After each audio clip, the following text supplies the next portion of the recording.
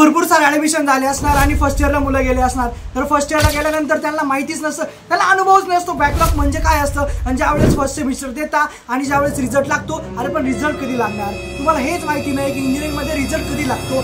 सगळ्यांचा fix time ठरलेला असतो आणि सेम इंजिनिअरिंगमध्ये पण तसंच आहे, सगळ्यांचा फिक्स टाइम ठरलेला आहे. म्हणजे रिझल्टचं बोलतोय मी आता, तर रिझल्टचा सुद्धा एक फिक्स टाइम ठरलेला आहे की आपला रिझल्ट कधी लागतो. तुम्ही आता फर्स्ट सेम दिला असणार, सेकंड सेमला जाणार काही जण लास्ट इयरला गेले असणार आणि लास्ट इयर नंतर पुढे त्यांचे ते बघतील काय करतात. प्रत्येक जण काही ना काही करत असतो आणि त्यानंतर तुम्हाला माहितीच आहे आपला रिझल्ट, कोणाला असं वाटतं की आपला रिझल्ट खराब लागावा, प्रत्येकाला असं वाटतं की आपला रिझल्ट छान लागला पाहिजे, म्हणजे आपला 9चा पॉइंटर तरी आला पाहिजे किंवा 8चा पॉइंटर तरी आला पाहिजे. कारण प्रत्येक कंपनीमध्ये काहीतरी क्रायटेरिया ठरलेला असतो की आपला 8चा पॉइंटर पुढे पाहिजे, त्यावेळेस हायरिंग आपली होते.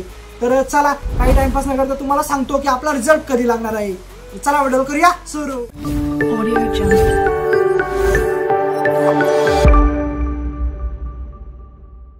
तर तुम्हाला सगळ्यात पहिले रिझल्ट कधी लागणार आहे मी तुम्हाला सांगणारच आहे.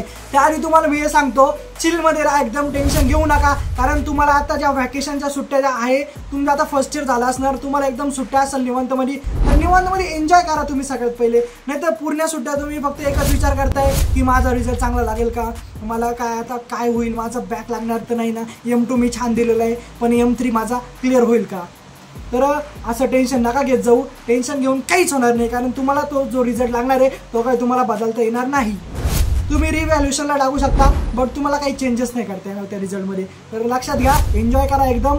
आणि जे पण सेकंड इयर झाला असणार तर थर्ड इयरला जातील, तर इंटर्नशिपसाठी कुठेतरी अप्लाय करा. मी नेक्स्ट व्हिडिओ करणार इंटर्नशिपसाठी. तर इंटर्नशिप आपण कुठं केली पाहिजे आणि फेक सर्टिफिकेट लावून काहीच करू नका. कारण ज्यावेळेस तुम्ही फेक सर्टिफिकेट लावशाल त्यावेळेस तुमचं काम धकून जाईल, पण त्यानंतर ज्यावेळेस तुम्ही लास्ट इयरला जाशाल त्यावेळेस असा पस्तावा येईल एकदम डेंजरमध्ये की काहीच समजणार नाही आपण काय केलेलं आहे. त्यामुळे सांगतो इंटर्नशिप करायची तर चांगल्या कंपनीमध्ये करा, तिथं अनुभव घ्या, तिथे एक्सपिरियन्स घ्या तुम्ही आधी, त्यानंतर तुम्ही कुठंतरी काहीतरी स्टेबल होशाल. तर लक्षात घ्या, कुठेही फेक सर्टिफिकेट लावू नका, एकदम ओरिजिनल पद्धतीने तुमची इंटर्नशिप असेल ती नक्की करा. आणि आता येऊया आपला मेन टॉपिकडे, तो म्हणजे आपला रिझल्ट कधी लागतो. तर इंजिनिअरिंगमध्ये क्रायटेरिया असं तुम्हाला सांगितलं, प्रत्येक गोष्टीमध्ये काही ना काही असतं. तर इंजिनिअरिंगमध्ये सुद्धा असा क्रायटेरिया आहे की आपला रिझल्ट कधी लागतो. आता आपला रिझल्ट इंजिनिअरिंगमध्ये सांगितल्याचे 35 ते 40 दिवसाच्या आत लागतो.